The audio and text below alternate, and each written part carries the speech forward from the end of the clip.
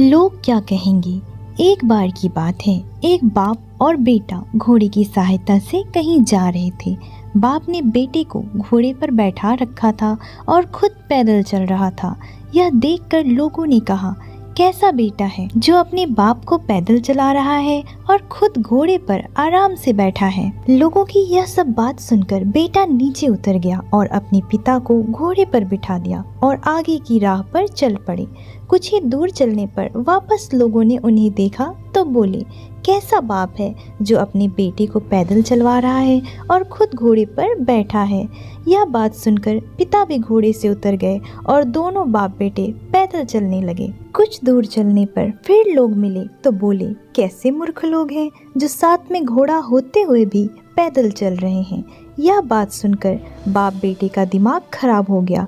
अब दोनों घोड़े के ऊपर बैठ गए और वहां से आगे की ओर निकल गए। लेकिन कुछ ही दूरी पर कुछ लोग मिले जो कहने लगे, कैसे निर्दयी इंसान हैं, दोनों घोड़े पर बैठे हुए और कमजोर घोड़े की जान निकल रही है। इनके पास कुछ भी दया नाम की चीज नहीं है।